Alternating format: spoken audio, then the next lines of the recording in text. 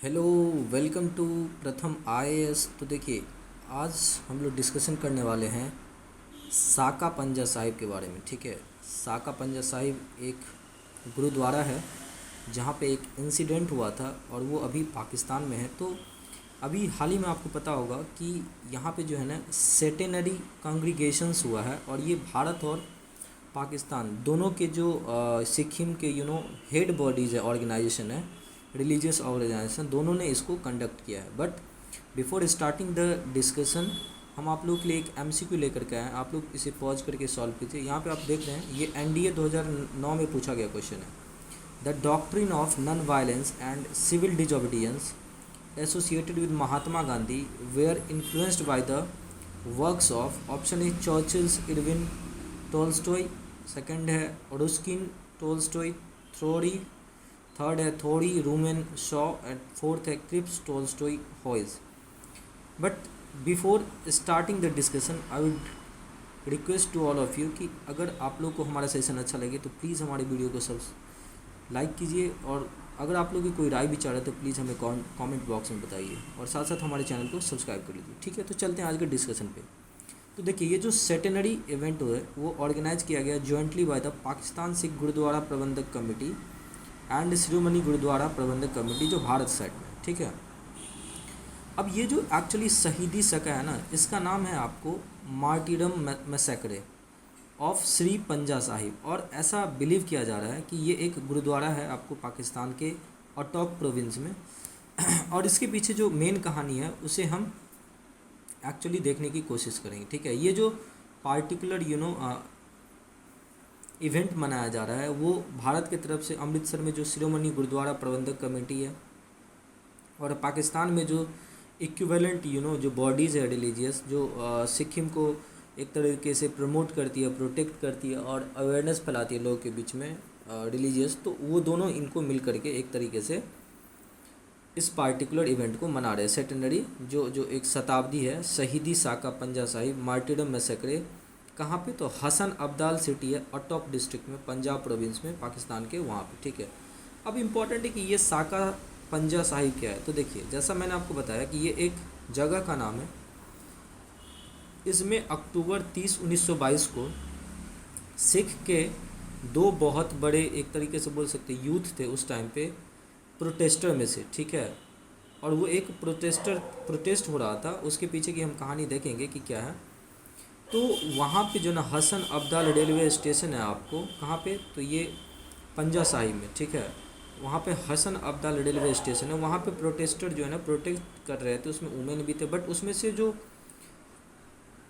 उस टाइम पे जो ब्रिटिशर्स थे ना, उन्होंने प्रोटेस्ट करने के लिए स्पेशली अलो नहीं किया था। ठीक है, रिफ्यूज़ कर दिया, क्योंकि उस प्रोटेस्टर को उस ट्रेन के थ्रू जो है ना लंगर लेकर के आने वाले थे लोग, और क्योंकि वो प्रोटेस्ट कर रहे थे एक तरीके से जो उनके पार्टिकुलर इशू में जो है अंग्रेज़ दखल डाल रहा था, तो उनके लिए लंगर, आपको पता होगा लंगर सिखिज़म एक बहुत फेमस जो है ना किचन एक तरीके से बोल सकते हैं, जहाँ पे लोगों को फ्री में जो है ना भोजन दिया जाता है। ठीक है, तो अमृतसर से अटोक की तरफ लोग आ रहे थे खिलाने के लिए। तो उस पार्टिकुलर टाइम पे क्या हुआ कि अंग्रेज़ों ने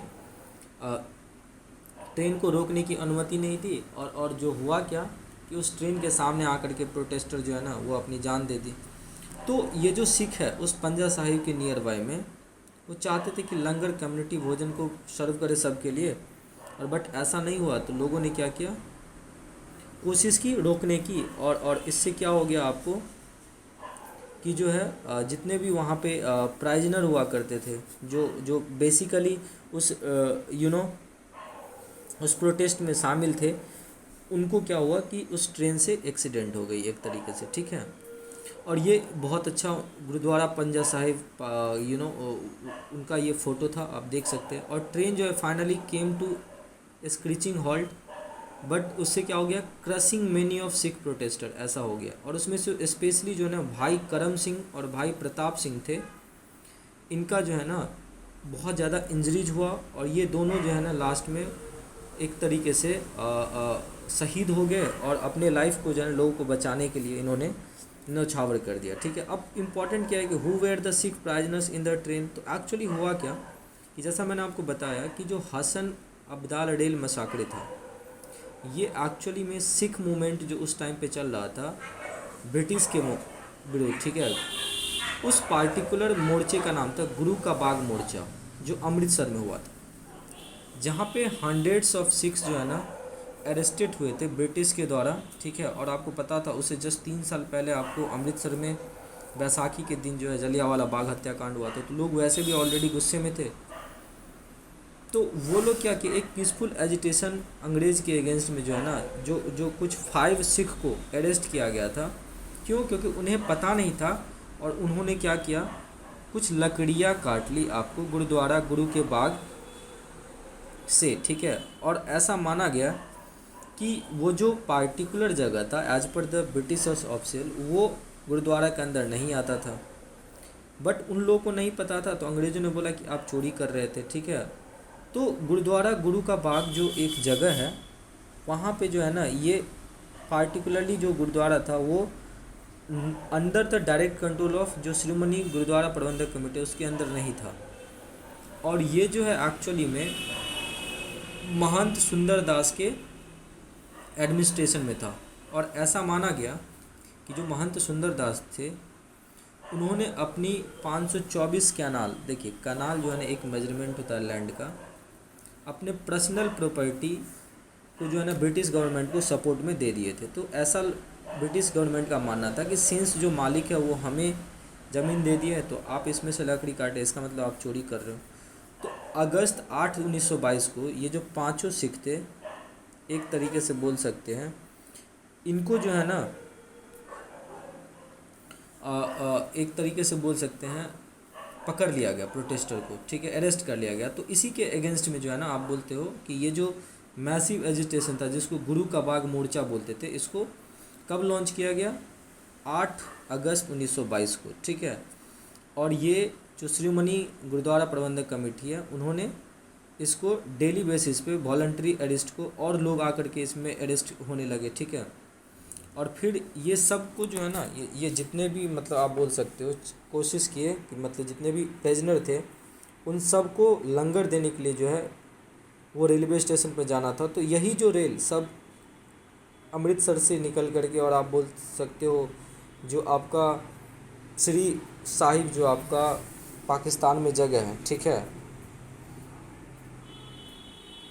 पंजा साहिब, वहाँ पे जाने लगे ट्रेन में लोग भर भर के इनको लंगर देने के लिए, ठीक है। बट हुआ क्या, हुआ ये कि एक दिन एक ट्रेन जो है ना वो निकले लंगर देने के लिए, अमृतसर को छोड़ दिए अक्टूबर 29 को, और पहुंचना था अटॉक, जहाँ पे ये गुरुद्वारा है, भाया हसन अब्दाल।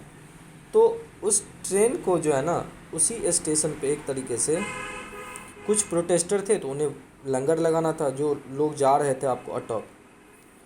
तो वहाँ पे स्टॉप नहीं किया अंग्रेज़ ने, और अंग्रेज़ अगर स्टॉप नहीं किया तो लोग ने क्या किया, आपको प्रोटेस्टर जो थे वहाँ पे वो रेलवे ट्रैक पे आ गए। और इसमें से जो सबसे 2 इम्पॉर्टेंट, जैसे मैंने आपको बताया यहाँ पे कौन कौन थे आपको, तो एक थे आपको यहाँ पे करम सिंह जी, और दूसरा भाई प्रताप सिंह जी। इन दोनों का क्या हो गया, आपको एक तरीके से बोल सकते हो और डेथ हो गया, ठीक है। और इसी को साका पंजा साहिब बोलते हैं। बट इसके पीछे एक और रीज़न है, ये तो खैर 1922 की बात है। ऐसा माना जाता है कि जो गुरुद्वारा पंजा साहिब है, वहाँ पे गुरु नानक देव जी अपने कंपेनियन के साथ भी वहाँ पे गए हुए थे, ठीक है। और कहने की बात है कि जब वो वहाँ पे गए, ठीक है, जो भाई मर्दाना उनके साथ में थे, तो वो जो हसन अब्दल जगह है जहाँ पे, ठीक है, तो हुआ क्या एक्चुअली में कि जो वहाँ के लोकल सेंट थे वली कधारी, वो बहुत रूड थे किसके तरफ, तो गुरु नानक साहब की तरफ, ठीक है। और उन्होंने उन्हें पानी देने से मना कर दिया, किनको, भाई मर्दाना को, जो बहुत प्यासे थे। और ऐसा हुआ कि जो नेचुरल फाउंटेन उसके नज़दीक में जा रही थी, वहाँ से भी उन्होंने पानी नहीं दिया। तो और साथ साथ उन्होंने गुरु नानक देव जी को क्या किया, बहुत तिरस्कार किया। तो वो जो कंधारी साहब थे, जो वहाँ के लोकल सेंट थे, उन्होंने क्या किया, पत्थर मारा गुरु नानक देव जी की तरफ। तो गुरु नानक देव जी ने अपने हैंड को, पंजे को खोल लिया, और जैसे ही पंजे को खोला तो उनके हाथ में पत्थर लगी, लेकिन पत्थर चोट न लग करके एक पानी का फाउंटेन, स्प्रिंग वहाँ से निकलने लगा, जो कि एक चमत्कार था।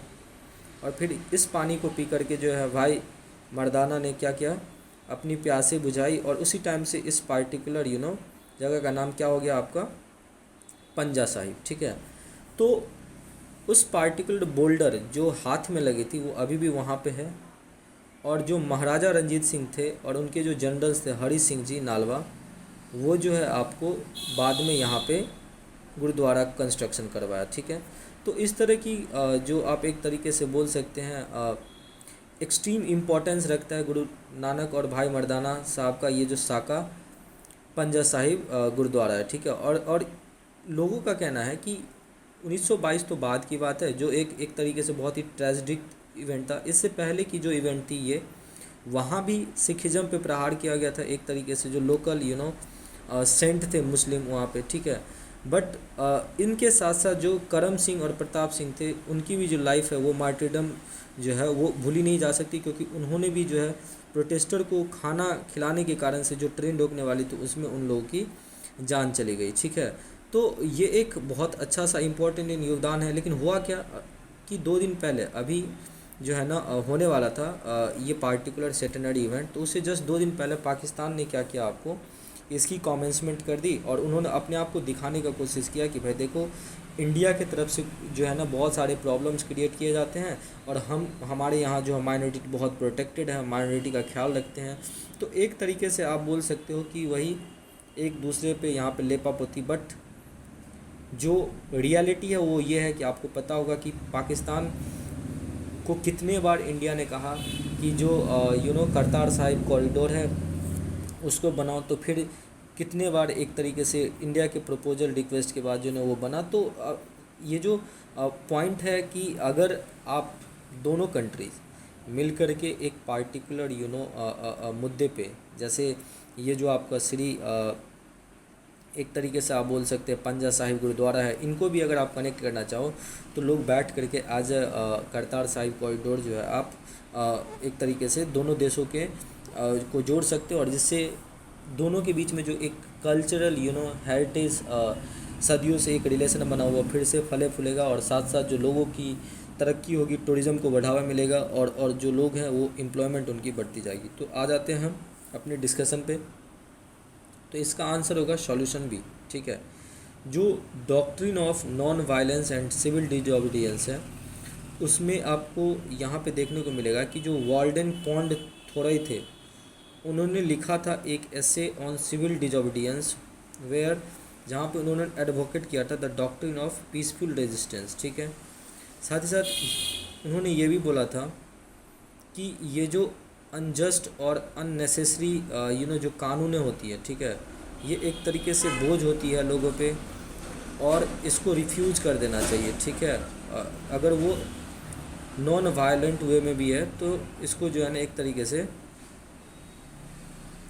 उसको लाना चाहिए, ठीक है। फिर जॉन रुस्किन यहाँ पे आप देख रहे हैं, इनकी भी कुछ और साथ में जो है ना टॉल्स्टॉय भी है। तो ये एक्चुअली में एक रशियन कॉन्ट हुआ करते थे। तो ये सब सारी यहाँ पे एक्सप्लेनेशन आप इसको पढ़ लीजिए। उम्मीद करते हैं कि सेशन अच्छा लगा होगा। प्लीज़ अगर अच्छा लग रहा है तो हमारे चैनल को सब्सक्राइब कीजिए। Thank you so much for watching this video.